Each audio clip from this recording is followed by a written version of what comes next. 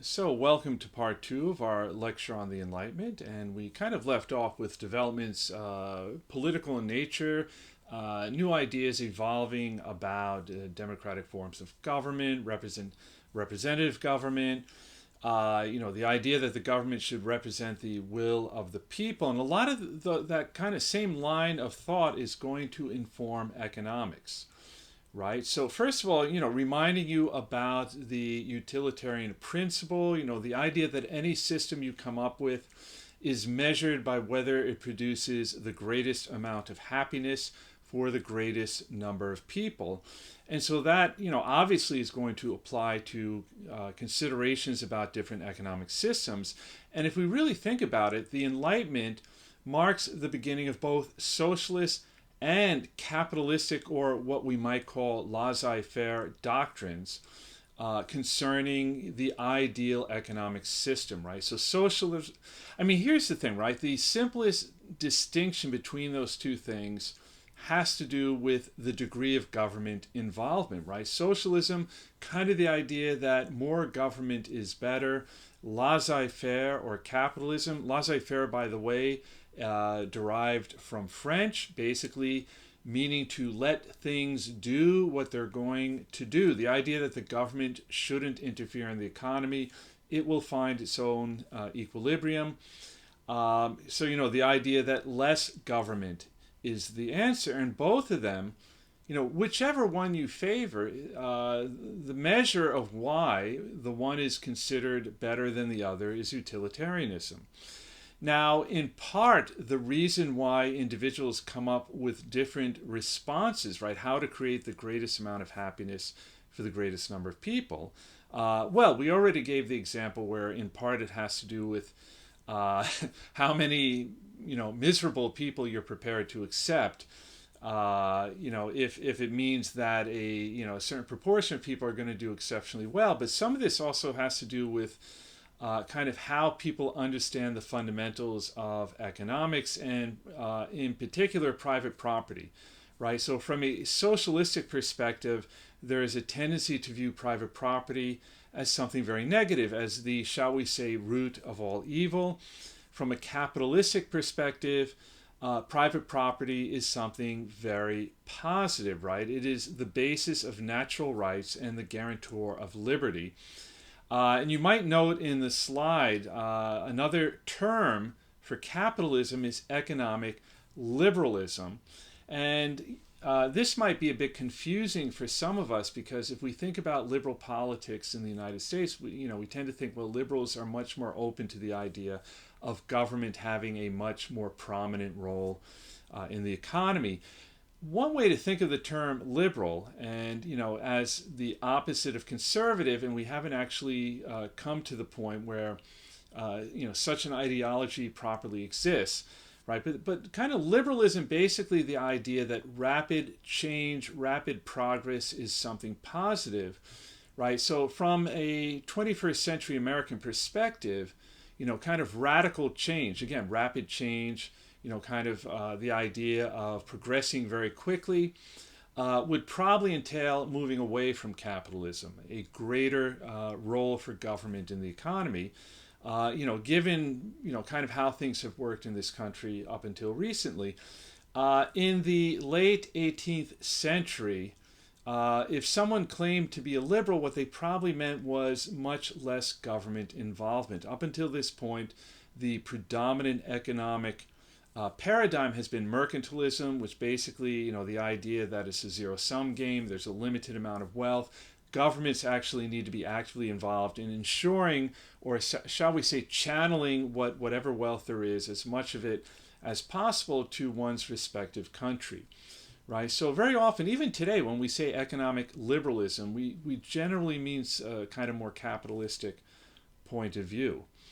Now, with respect to socialism, again, the simplest definition for socialism is simply the idea that government should have a much more prominent role in the economy. What that actually entails is going to vary, for instance, today from one country to another. And very often it actually makes more sense to talk about, in connection with particular uh, kind of things that government might provide, for instance, healthcare or education. Uh, Let me just say that today there is really no country that is purely capitalistic or purely socialistic. United States, for instance, is more capitalistic than most European states. But many European states, for instance, like the United Kingdom, France, many Scandinavian countries, Germany, predominantly, really, in essence, are capitalistic, but they have a much bigger socialist component. Evident, for instance, in the United Kingdom, they have universal health care. Also in France and Germany, taxes are higher. Government is much more active in terms of the provision of education and so forth. But you have large numbers of independently run businesses that are essentially capitalistic. Uh, I would say then within that framework, right? So capitalism, socialism, maybe representing more kind of dispositions or tendencies.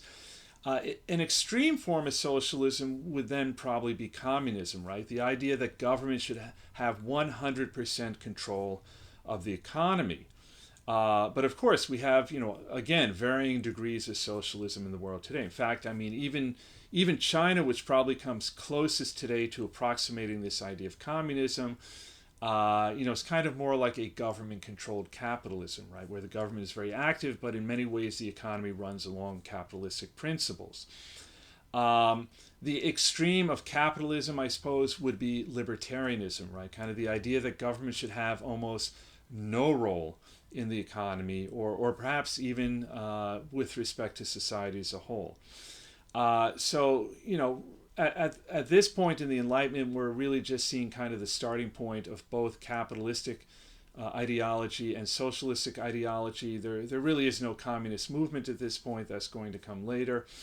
And actually, we should note that economic liberals at this point are going to become the dominant school of political economic thought in Europe. So, for the most part, at this point in time, as far as what intellectuals are thinking should constitute the perfect economic system, primarily moving in a capitalistic direction. Yeah, and this kind of corresponds to some of the ideas we talked about in connection with representative government, or the idea that the less government, the better. Government is a necessary evil. It's only there in order to control for deviant behavior.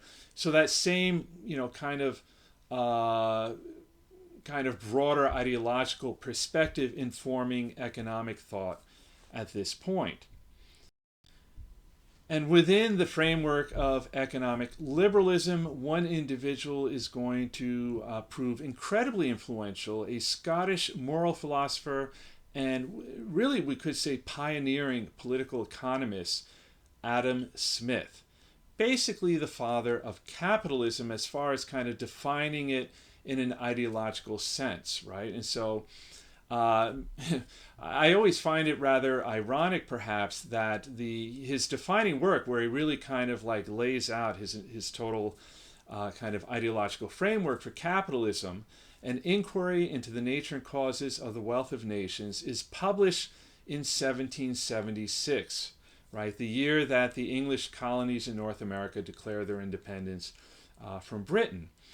So, I mean, the short title, we usually just say The Wealth of Nations. And basically, it advocates for a laissez-faire policy of government non-interference with trade, right? The basic idea that government should only be minimally involved in the economy, basically just, laissez-faire. Let people do what they're going to do, and it will find its own equilibrium. And of course, this is the foundation for capitalism, right? So first of all, Adam Smith's theory, very much corresponding to the political doctrines of the philosophers of his day, in this case, emphasizing not liberty in a much broader sense, political liberty, social liberty, religious liberty, but more specifically, economic liberty. And, he argues that if the government doesn't get involved, basically it works out to the benefit of everyone. It creates a division of labor, which allows for the economic creativity of individuals to be realized, right? People will find their own place within the economy, whatever it is they're best at. and free of government interference, and equilibrium or balance will be achieved in conformity with natural law. So again, we see this kind of influence coming from Isaac Newton, this emphasis on balance or equilibrium. But the basic bottom line that by just kind of allowing people to find their own place within the economy, the interests of all concerned would be in harmony. Now, I do want to stress 2 points here because I think today we have a number of really significant misunderstandings about, what Adam Smith was basically advocating for with respect to capitalism. So, first of all, capitalism for him was not an end in and of itself. It is a means to an end, the utilitarian objective of the greatest amount of happiness for the greatest number of people, right? So, simply saying that something is good because it is somehow more capitalistic for him would not have made sense. It is really only better if it is achieving that goal. Therefore, even Adam Smith allowed that it would be permissible and even something very desirable for government to be involved to some degree if you could actually demonstrate, right, that it is to the benefit of the greater number of people. So for instance, yes, broadly speaking, you should have a capitalist system, but if government got involved to alleviate poverty, and you could demonstrate that actually whatever program they came up with was proving beneficial, this would actually be to the benefit of everyone and also to capitalism. It would actually work better. To the extent that whatever group of people were being kind of left out were actually being lifted up. So I'm not going to say too much more about that. At this point, we're going to turn to kind of a new topic, and that would be a related topic, but in some ways a distinct topic, and that would be enlightened absolutism, also known as enlightened or benevolent despotism.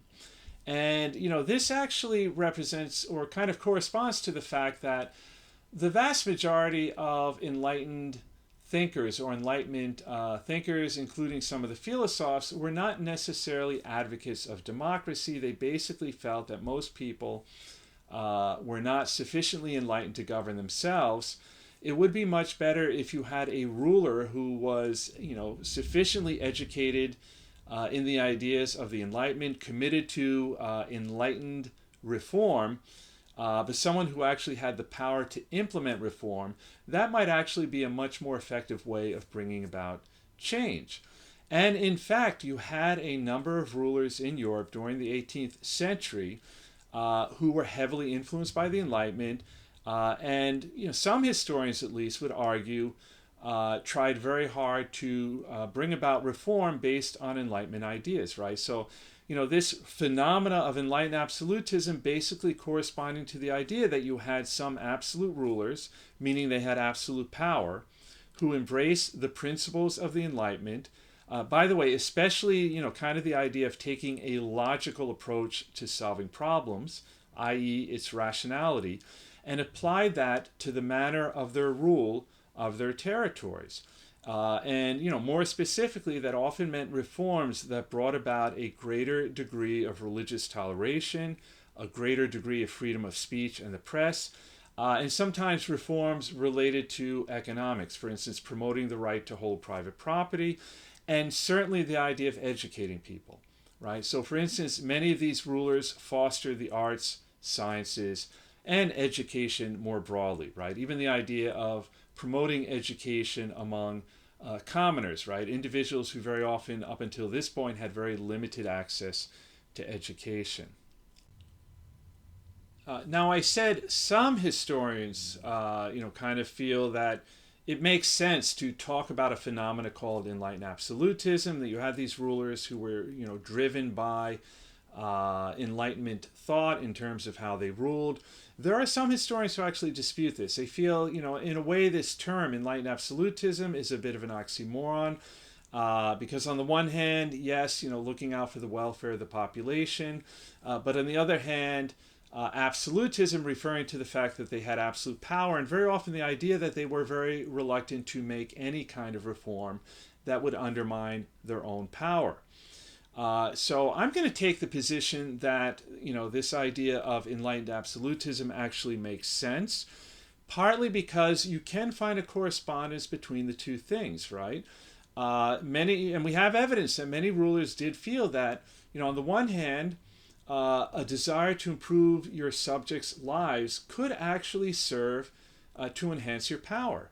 Doing so could actually strengthen or reinforce your own authority. And so, the two things are not necessarily mutually exclusive, right? You could be sincerely driven by a desire to improve the lot of your subjects, but also, at the same time recognizing that many of the reforms that you're implementing are serving to enhance your authority, right? So, for instance, yes, providing an education, definitely beneficial to your subject population. But that means you also have individuals who could serve in a highly developed bureaucracy, meaning much more centralization of authority within your own hands. Minimizing the role of the church, right? Remember, particularly the Catholic Church, public enemy number one for many Enlightenment thinkers. So minimizing their power within your state, for instance, by promoting religious toleration, could be seen as also enhancing your own authority. And then even some things like, for instance, abolishing serfdom, right? One of the main arguments among Enlightenment thinkers about why serfdom should be abolished was that it was an antiquated institution, no longer made sense. Basically, you were not able to take advantage of a huge portion of your human resources, right? Of what your subjects have to offer in terms of productive activity because of serfdom, right? It's kind of, suppressing them in that regard. So some of them would, in fact, abolish serfdom. Most of them would promote education. And in general, you could make the case that they did a lot to improve the welfare of their subjects. Now, I would argue that really one major factor distinguishing enlightened absolutists from absolutists, right, kind of the preceding generation of rulers like Louis XIV, is that they did define a different relationship between themselves and the state over which they held authority. So there was kind of the idea that, yes, I have absolute power, but it should be wielded in the service of what is in the best interest of the state. The state takes precedence over the monarch. And this might seem like a very subtle distinction, but I would argue this is very different very different from how monarchs in the preceding generation would have understood the relationship, right? So, for instance, Frederick the Great very often promoting the idea that he is the first servant of the state. He has absolute power, but that means he has an obligation to use that power to the benefit of the state, even if doing so might minimize his own position in some fashion. Very different from, say, Louis XIV, who very famously said, "L'État c'est moi," I am the state. But really what he meant is that he, as the monarch, was above the state. Right? And there was kind of an assumption that whatever was good for him, whatever was to his benefit, was to the benefit of France. And so, we discussed very recently, for instance, why Frederick the Great started the War of the Austrian Succession, primarily because he felt that acquiring Silesia would have been to the benefit of Prussia. Right? It wasn't for his own personal glory. More importantly, there really was a kind of cost benefit analysis, right? Like, in terms of what will it cost in terms of conflict, lost men, lost treasure, and so forth to acquire this territory, and then how beneficial would it be to Prussia. Louis XIV very rarely thought about, whether to initiate conflict or whether to try and acquire territory in those terms. It was kind of more like, shoot first, ask questions later. If you see an opportunity to grab territory, just grab it. You can try and figure out later on whether it really was to the benefit of France or not. But certainly it was to the glory of Louis XIV. Now, having said all of this, we should be clear. Most of these rulers would never go too far with enlightened reform, such as might undermine their power. right? That, generally speaking, was the limit in terms of how far they were prepared to go. Now, we could be talking about any of a number of individuals if we're thinking about enlightened absolutism. I mean, as far as actual enlightened monarchs, and in some cases, if the monarch wasn't particularly enlightened, there might be very influential ministers working under him who would promote enlightened reform. But for the purposes of our discussion, we might focus on three monarchs that really stand out in this regard, and who generally, when we're talking about enlightened absolutism, very readily come to mind. So these three individuals are Frederick the Great, or Frederick II of Prussia, and we've already learned quite a bit about him.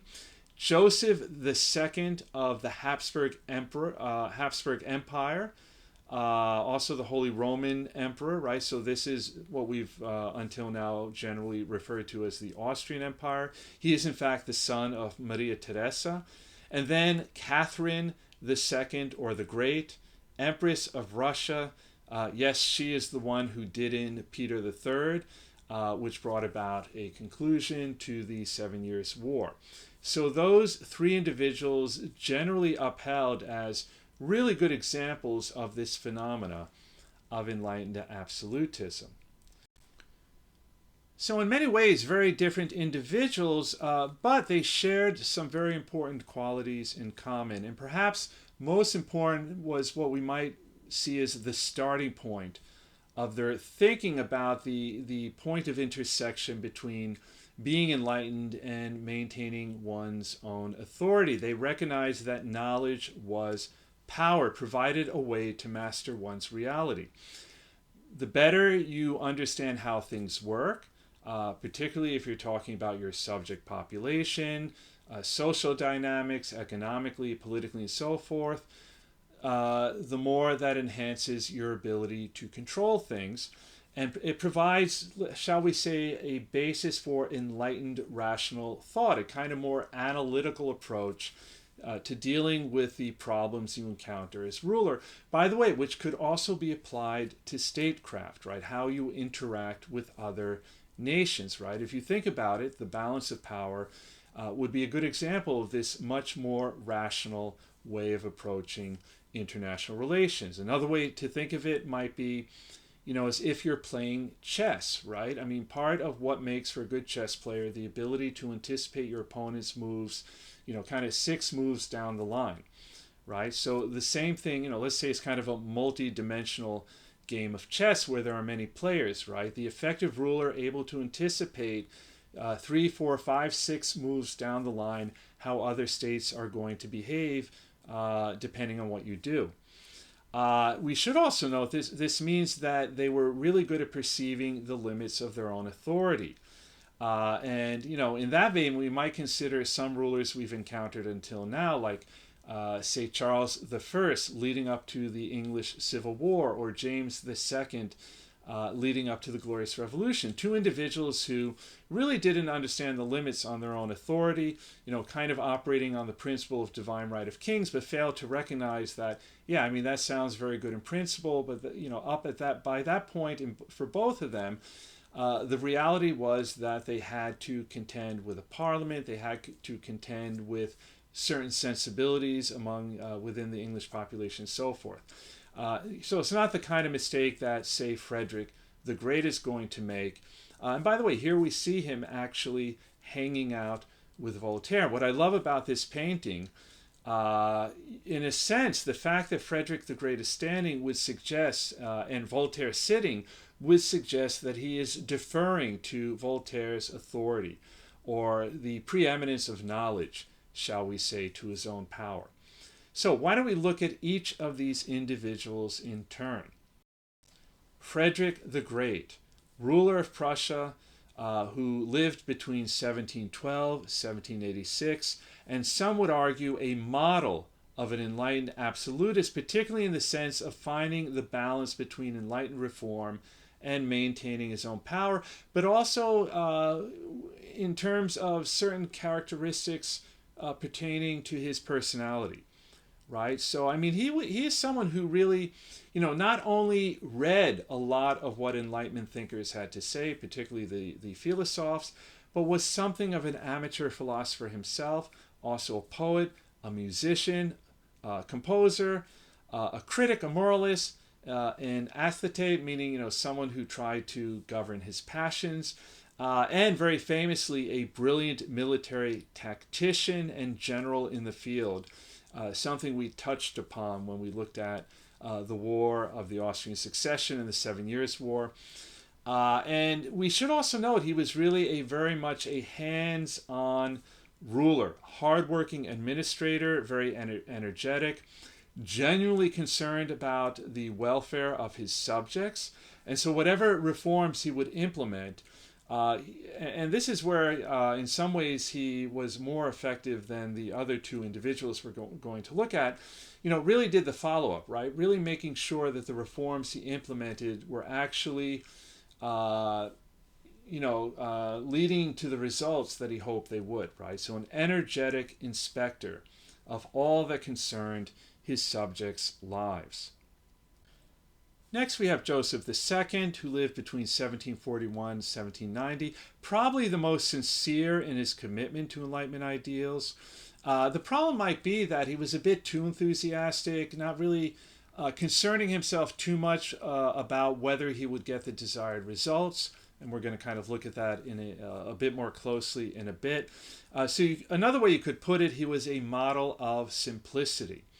Right? I mean, if he were learning about certain Enlightenment ideas about how to approach the issue of religious tolerance, he would just try to implement reform that would somehow embrace all of those ideas and bring it about instantaneously, and not really think about how are people going to respond to this? Is it really going to work? And not helping in that regard, he was very restless, very impatient, and wanted to promote rapid change, which as soon as he took the throne, succeeding Maria Theresa, again, we're talking about the Austrian Empire, he would really try to bring about rapid reform by implementing as many reforms as quickly as possible. In fairness, we should note he was driven by human sympathy. It would seem he genuinely cared about the welfare of his subjects, very ambitious, but also had a passion for logical consistency in the sense of wanting to make sure his reforms conform to the principles driving them, rather than to, maybe being willing to tweak them in order to make sure they were more effective. And then finally, we have Catherine the Great of Russia, who lived between 1729 and 1796. Very, very different from either Frederick the Great or Joseph II. Notoriously fickle and opportunistic. By fickle, we mean, if you say someone is fickle, very prone to, very radically change their mind without any apparent reason, right? So, she might one day wake up and decide, very enthusiastically to commit to a particular kind of reform, and then 2 weeks later might decide that she's bored with it and very quickly drop it and move on to something else. So very quick to initiate new policies, but slow to bring them to full fruition. But all of them fascinated by the writings of the philosophes, corresponding with them, hosting the main intellectual figures of the Enlightenment. Catherine the Great actually brought Denis Diderot to Russia for a while to help implement certain reforms, very often writing letters with people like Voltaire. Here we see Voltaire being hosted by Frederick the Great at Sanssouci, which is the Prussian equivalent of Versailles. So, these are individuals who, because of their position, their power, had access to these individuals. Well, I wanted to look more closely at Joseph II because I think this illustrates, some of what is problematic, first of all, with respect to this phenomenon of enlightened absolutism, and then, in a sense of being fair to these individuals, what can be problematic in trying to implement enlightened reform. And of course, Again, we're talking about the shorthand, the Austrian Empire, more correct, the Habsburg lands. That would roughly correspond on this map to, we have the Archduchy of Austria, Kingdom of Hungary. Those are the main components of the Austrian Empire. Kingdom of Bohemia, also Tyrol, which today is in Italy. And then, by the way, he also would have been the Holy Roman Emperor. Increasingly a not particularly meaningful title, but that would have corresponded to the various German states we see in the center of this map. So, looking more closely at Joseph II of Austria. So, he was Holy Roman Emperor, 1765 to 1790, ruler of the Habsburg lands, 1780 to 1790. So, taking the throne in the Austrian Empire in 1780, the eldest son of Empress Maria Theresa.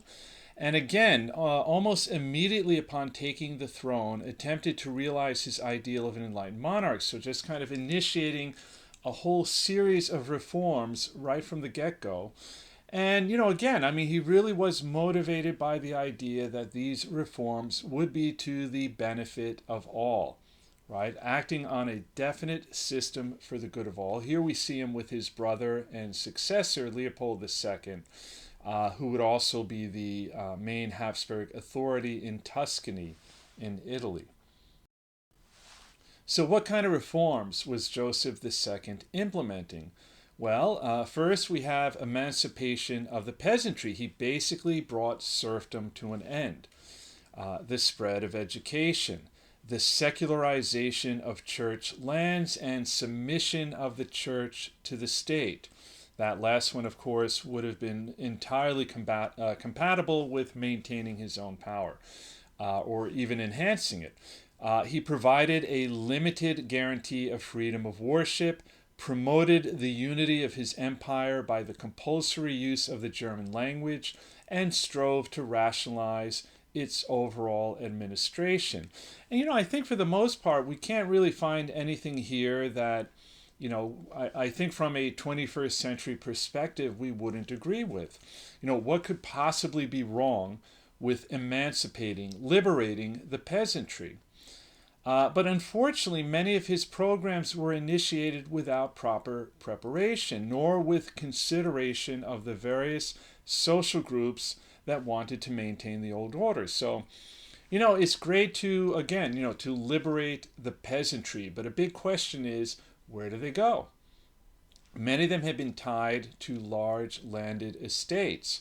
And as bad as serfdom was, it did have, kind of defined a very specific framework of mutual obligation. Don't get me wrong, there is no doubt about who got the short end of that stick, but, nobles had certain obligations to the peasants, in return for the labor and the various services that they provided to the Lord. The problem now is most of these liberated peasants had nowhere to go, and they're going to end up on the same landed estate where they had been, except now the lords have no obligations to them whatsoever. And so, this is well before the Industrial Revolution. It's not like there's major towns or cities they can go to looking for work. And of course, as some of you know, that wouldn't necessarily be an improvement anyway. And so, it would really appear Joseph II didn't really give much consideration to what would happen once the peasants were liberated. Okay, spread of education. It's kind of hard to find anything problematic with that. What about secularization of church lands? Well, most of his subjects, including the vast majority of peasants, were fairly conservative, fairly religious individuals who are not necessarily going to support the secularization of church lands. Certainly, you're not going to have support of the clergy. And, as far as religious toleration, right, the guarantee of freedom of worship, this idea of religious tolerance for the vast majority of his subjects, including the peasantry, wouldn't have made much sense at all. I mean, for most of them, there is, the one true faith, whichever one it might be, whether Catholicism or Protestantism, and everyone else was on a one-way ticket to hell. Right? So the idea that now, I mean, there had been some degree of toleration if it were a Catholic majority community, as long as Protestants kept their heads down, maybe, worshiping in the basements of people's homes. They maybe perhaps were to some degree accepted. But now the idea that they might build a massive church, maybe even bigger than the Catholic cathedral, that they're openly proclaiming their faith, maybe even trying to convert people, that would have been unacceptable, right? And so that isn't going to really go over very well either. And then finally, it might make sense. Shouldn't you have uh, a uniform administration for every part of the empire, including using one language, the German language, for administrative purposes? But, imagine if you were an administrator living in Prague, in Bohemia, and you spoke Czech, and maybe the way you did things administratively were a bit different there. And so that would have created resentment. First of all, even hardship that you now supposedly have to learn German. Maybe you're not so young anymore. Maybe that really would be the end of your career. And you're going to resent that, the way we do things in Prague is somehow being infringed upon, that they're imposing how they do things in the capital in our neck of the woods, right? And imagine that there is tremendous diversity in the Austrian Empire, right? I mean, there are German-speaking people, Italian-speaking people, Hungarian component. You have people who speak Czech, Serbian, Slovenian, Slovakian. Each region having its own administrative structures. So that is going to be greatly resented. And in the end, a lot of these reforms, at least in the short term, are going to have appeared to have failed, right? I mean, you could argue that they lay the groundwork for additional reform down the road. But let's just say that Joseph II was so frustrated by his death that he basically arranged that on his tombstone would be written, and I'm paraphrasing here, but to the effect that, failed at everything he sought to achieve. So, really just this kind of sense that,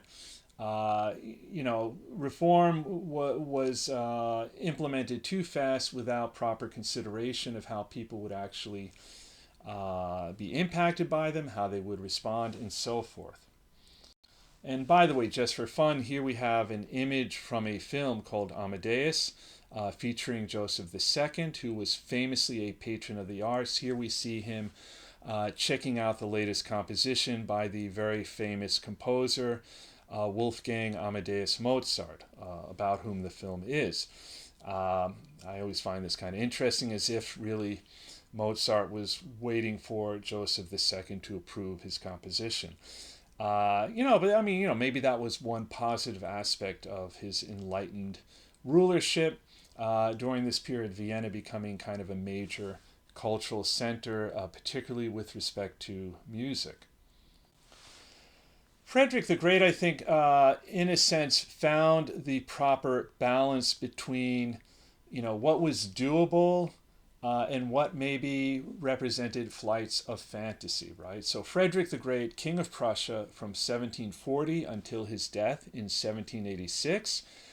He belonged to the Hohenzollern dynasty. Among the many titles he had was the Prince Elector of the Holy Roman Empire. So he was one of these electors who would actually choose who should be Holy Roman Emperor. Was also Frederick IV of Brandenburg. So we've seen this before, where a ruler might have multiple titles. And with him we find the two tendencies of enlightened absolutists perhaps most clearly evident, right? On the one hand, an interest in Enlightenment thought, and definitely, how that might be applied to improving the lives of his subjects, but also a commitment to sheer power. Related to which, for Frederick the Great, he really, it might be nice to discuss some really radical ideas like those coming from Jean-Jacques Rousseau or Montesquieu and so forth. But as far as anything he was going to use, for him, if it wasn't practical, he wasn't interested, right? For him, and practical in the sense of having value to the state. And in fact, he deplored the radicalism, really hated the radicalism of the French philosophes. which, up until a point, as far as just kind of, interesting ideas, respecting the brilliance of these individuals, he did admire them. But particularly after the 7 Years' War, he just felt these ideas were too dangerous, they were not practical. And in fact, at some point, rather than depending on Enlightenment thought coming out of France, it's going to encourage German intellectual activity, kind of his own homegrown Enlightenment via official cultural institutions like the Academy. And by the way, we have an assigned reading from an individual associated with the Academy named Immanuel Kant, very famous German philosopher. And that kind of brings us to this, kind of problem of the balance between, implementing enlightened reform in order to improve the lives of your subjects, but at the same time being wary of going too far that it might actually undermine your power. And, why some historians feel, again, that the term enlightened absolutism is an oxymoron, right? It is a self-contradictory term. Um, so, that is a legitimate debate, right? Enlightened absolutists recognize that culture and humanitarian concerns transcended the state. I mean, at least in principle, they understood that, in theory, if you could implement, pretty much every major enlightened reform that was being proposed, that would have been to the benefit of your subjects, you probably should do that, right? At the same time, if that was going to serve to undermine your power, that pretty much was, where they drew the line.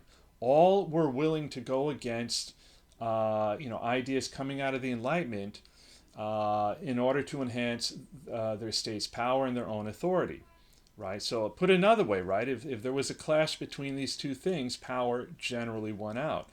Now, having said that, they also recognize very often it wasn't, a matter of choosing one over the other. There was a correspondence between the need to improve the education and welfare of subjects and what was beneficial to their own power, particularly, in the form of, developing centralized administrations, but all, so that you have educated individuals who you can actually use in your bureaucracy, but also in generating popular support. For instance, education definitely beneficial to your subjects, but education also a mechanism for, basically inculcating within your subjects a sense of patriotism to the state.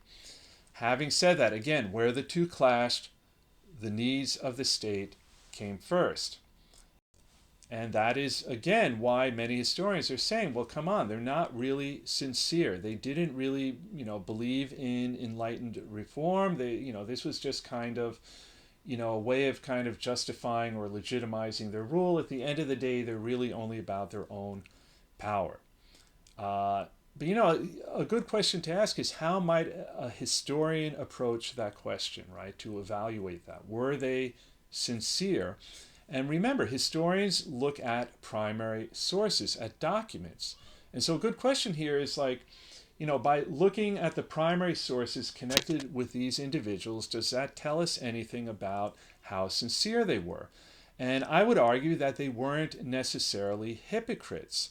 Right? In fact, very often they did understand the discrepancies in their actions with respect to the Enlightenment. I mean, they did understand that very often they were doing things that did not really concur with enlightened reform. Probably more important is, that they took great pains very often to explain why they were doing what they did. So probably the most important enlightened reform that Catherine the Great implemented was to reform the entire law system on the basis of Enlightenment principles in Russia.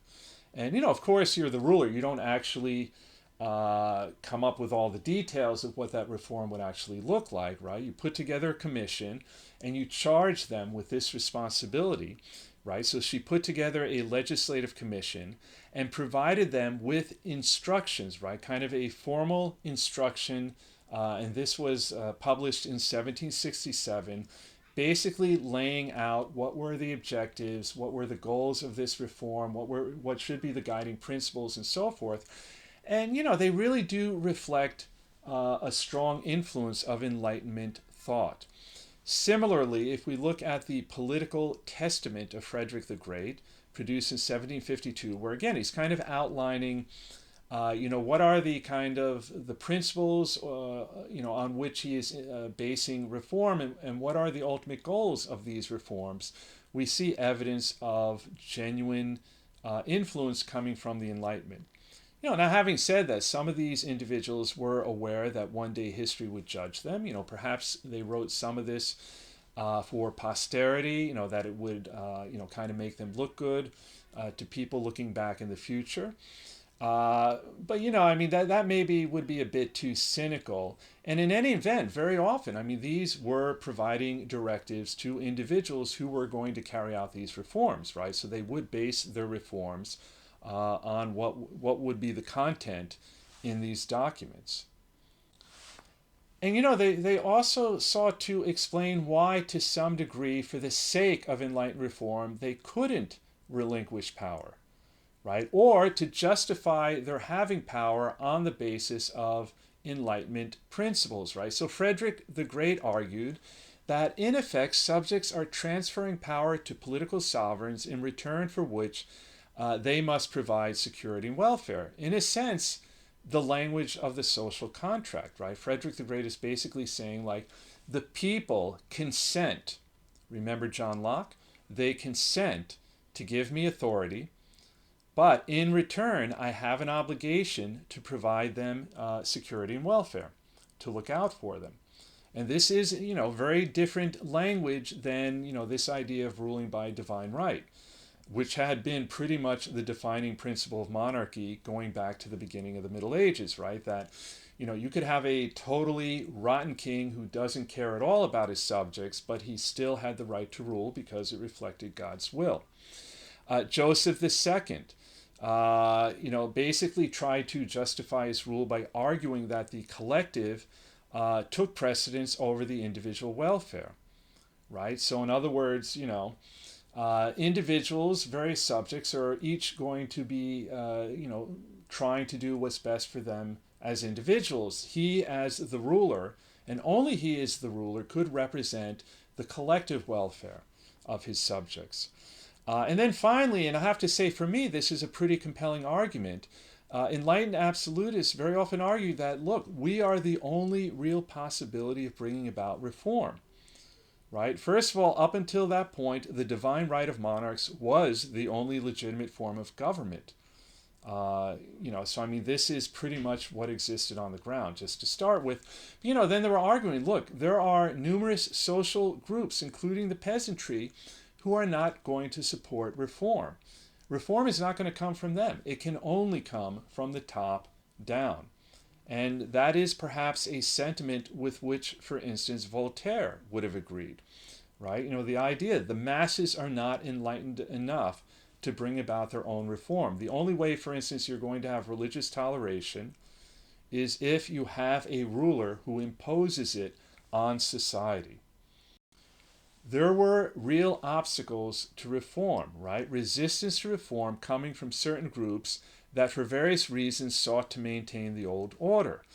Certainly the aristocracy, whose status was pretty much embedded in maintaining the old order. Obviously, the church was not going to be a big fan of secularizing church lands or religious toleration. So those two groups are going to be resistance. But even peasants very often are going to have a problem with reform. Right? Certainly the emancipation of the peasants would have been frowned on by the nobility, right? The liberation of peasants was seen as violating their property rights as lords. But for peasants, very often they were going to have problems too. Part of this reflected simply the fact that, particularly if you're talking about the peasantry, society is overwhelmingly agrarian at this time and very socially conservative.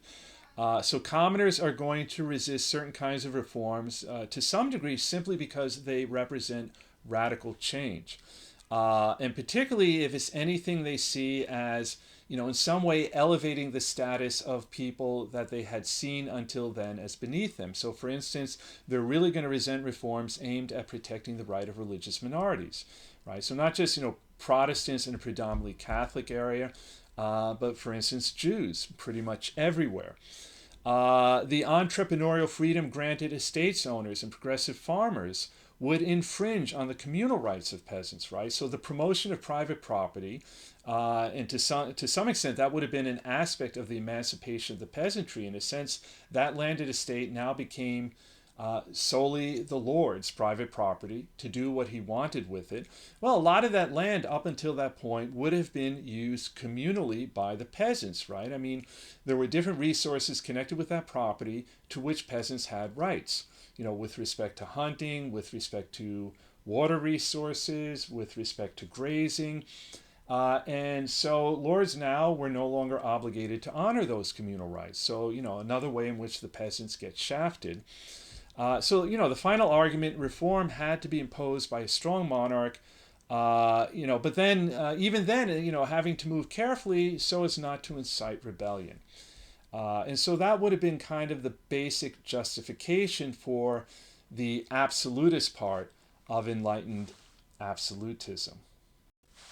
So, kind of summarizing what we just talked about, I think with respect to reforms implemented at home, very much a mixed bag, but you can pretty much make the case that these rulers were in some fashion enlightened, and that to some degree, their domestic policies in terms of education, in terms of property rights, in terms of the economy, in terms of religious toleration, you can make the case that these do reflect the influence of the Enlightenment. You might dispute to what extent or whether it's sufficient to call them enlightened absolutists, but you can make the case. In the area of foreign policy, we're going to run into a bit of a problem. For most enlightened thinkers, a truly enlightened foreign policy would be one based on peaceful relations, the avoidance of war, particularly if it was for the purpose of territorial gains, and diplomacy in the sense of, for instance, defining international norms or even laws by which different countries should abide and settling disputes peacefully. And you're not going to see any of that in the 18th century, right? I mean, there are probably going to be more conflicts, or let's say as many conflicts in the 18th century as Europe had seen in the preceding centuries. But in another sense, we could say that foreign policy does reflect and even to some degree correspond to Enlightenment thought or principles. And definitely not in terms of, ideas about pacifism or humanitarianism. To be sure, the main goals are the same: territorial gains for one state and the maintenance of a balance of power for everyone else. But something has changed in terms of how states or rulers go about trying to achieve these goals, right? So they're still trying to gain territory, still trying to prevent other countries from becoming too powerful, but they're becoming much more rational in their approach, right? Much more analytical. Again, I would make the analogy of, as if they're playing multi-dimensional chess. And this is, for instance, something that really distinguishes Frederick the Great, who thought long and hard about whether to go to war and what he hoped to achieve by doing so, right? Cost-benefit analysis, versus, say, Louis the 14th, who preceded him, who, again, kind of shoot first, ask questions later. If you see a chance to grab territory, you just go for it. You kind of sort out later whether it was worth it. You don't worry too much about the cost in terms of, certainly in terms of blood, but even treasure. And in fact, France is going to run up a huge debt, in large part connected with the various wars it becomes involved in. And that will be a factor leading to the French Revolution. So very different from what we're going to see with someone like Frederick the Great. Foreign policy is now to be based on rationalism and should be pursued in a rational manner. And most important, again, is what is best for the state. The standard of state interests was perceived as being rational, right? It's something you could actually calculate. You could compare, again, cost benefit. What is, comparing the cost relative to what you might gain. And you can think about logically, and you can also think about logically and analytically in connection with the interests of other states, right? So it's not just enough to think about, for instance, Prussia, whether taking Silesia is advantageous to Prussia. You also have to think about, what impact would that have on other states? How would they perceive their own interests being impacted by that? And on the basis of that, what would you expect their response to be if you were to, for instance, initiate conflict? Most rational of all was the balance of power, right? We've already talked about that, but that does end up being, in some ways, the reason it becomes kind of the gold standard of international relations at this time does in part reflect that it's perceived as being incredibly rational, right? Again, it's something you can actually, in a sense, if you're kind of analyzing the interests of different states, you can almost quantify what those interests would be and then do a comparative analysis. And just to kind of finish up, right, the balance of power could even, in a sense, define a basis for avoiding war. And you could argue that that is what happened in the case of the Polish partition, right, where you had the Kingdom of Poland between Prussia, Austria, and Russia. All three had an interest with respect to it, territorial interest. But all three were, of course, aware that if they were to try via war to gain territory from Poland, this might incite the other two countries who also have interests there to attack you. And so rather than go to war, they actually sat down and rather peacefully decided how to carve up the Polish cake, if you will. Right, so that led to a series, I should say, of partitions by which Poland effectively disappears from the map. The territory that made up the Kingdom of Poland ends up being divided between Prussia, Austria, and Russia, which obviously, if you're Polish, and particularly after nationalism becomes more of a factor, this wouldn't be seen as a positive development at all. But from the point of view of avoiding conflict, right, and doing it in a way that essentially maintains the balance of power. Each country gained something, but they pretty much, in terms of relative power relative to one another, pretty much maintained whatever had been the balance prior to the partition of Poland, right? So that's a pretty good example of, kind of the peaceful implementation of this particular principle, also reflective of the rationality of the Enlightenment being brought to bear on a foreign policy issue. So we're going to stop there. That kind of wraps up this lecture. But very soon we're going to be looking at the influence the Enlightenment is going to have in generating two very important revolutions, the French and American revolutions, but by the way, also revolutions throughout the Americas. And other developments more broadly speaking. So we'll stop there. And as usual, don't forget to do the lecture-based questions.